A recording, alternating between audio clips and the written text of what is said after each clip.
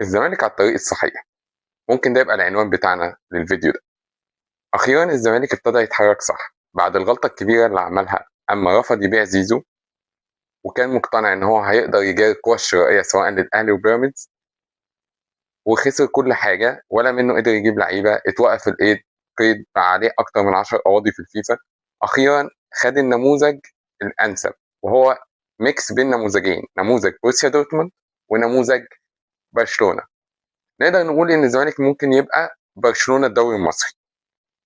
لو رجعنا الفترة الأخيرة في آخر 10 سنين هنلاقي إن الزمالك هو أكتر نادي قدر يطلع ناشئين بأداء مميز، وحتى لو ما لعبوش عنده كان بيقدر يصدرهم لباقي الأندية، نتيجة إن هو كان كل سنتين ثلاثة بيفور فرقة كاملة ويجيب فرقة تانية.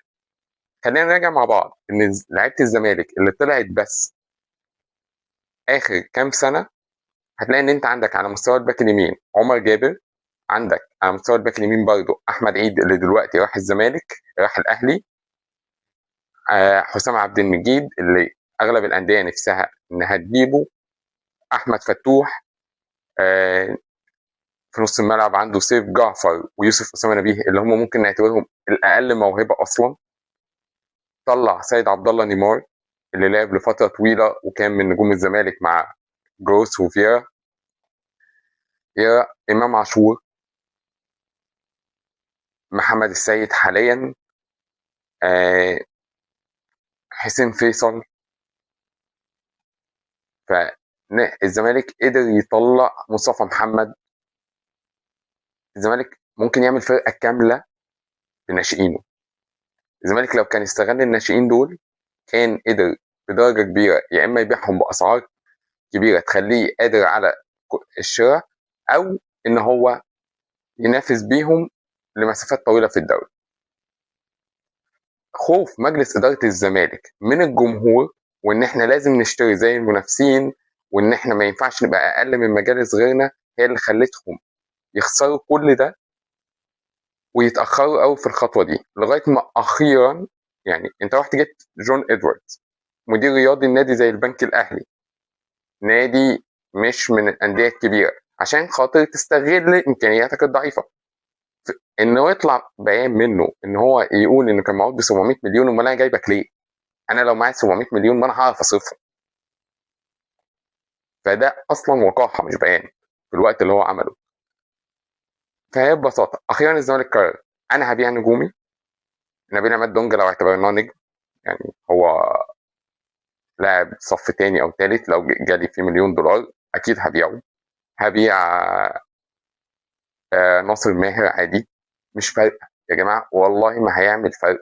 سيبك من الجونين اللي جابهم في بيراميدز، بعدها بشويه هيتصاب، ده عادي جدا، ده ناصر ماهر. هو بس بايه؟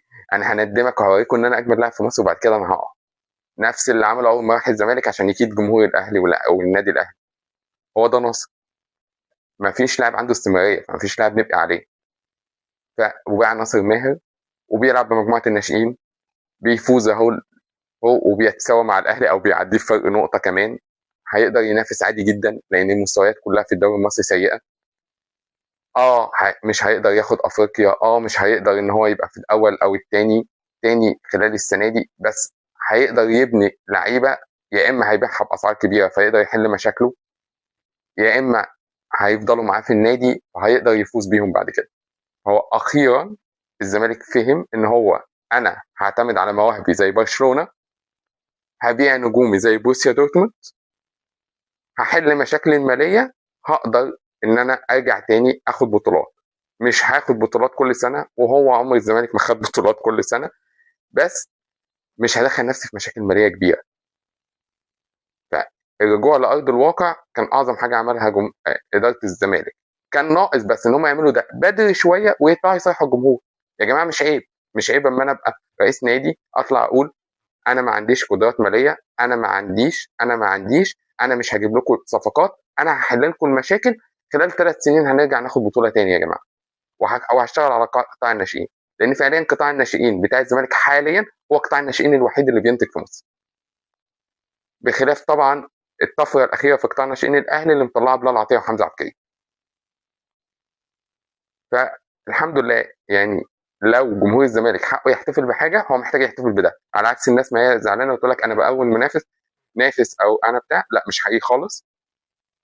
انا بقوي نفسي، انا بعيد سياستي. انا برشلونه حاليا تقريبا ما بيشتريش، اقصى حاجه كل سنه انا هي ليا صفقه او اتنين. بس اهم حاجه قطاع الناشئين بتاعي هو اللي شني، هو اللي طلع جافي بدري زي ما هو اللي هطلع دلوقتي محمد السيد، هو اللي مطلع طقم الدفاع الزم مالك الجناح الباك اليمين والباك الشمال الاثنين من الناشئين، هو اللي طلع قبل كده امام عاشور، هو اللي طلع قبل كده عمر جابر، هو اللي طلع قبل كده محمد ابراهيم اللي كان لولا العقليه كان بقى احسن صانع العاب في مصر. هو اللي طلع كل دول. فلو في حاجه من حق جمهور الزمالك حاليا يفرح بيها، هو ان اخيرا ابتدت الاداره تتحرك وتفكر صح. النتائج هتروح وتيجي ويكسب ويخسر لان ده لسه شباب، وفي نجوم طلعوا ونجوم جديده هتخش ونجوم جديده هتظهر وتبقى نجوم. ده عادي، وخليه برضو كجمهور متقبل ان انت اللعيبه اللي هتنور من عندك هتبيعها، لان انت عندك مشاكل ماليه مش هتتحل في شهر او اتنين او سنه. انت هتفضل تبيع، وكل ما اللعيبه دي هتنور هتبيع نجوم سنه ولا اتنين. بس المهم انت بتبيع كام لاعب وبتفضل محافظ على قوامك في محاوله انك تفضل متواجد في البطولات الافريقيه. شكرا لك.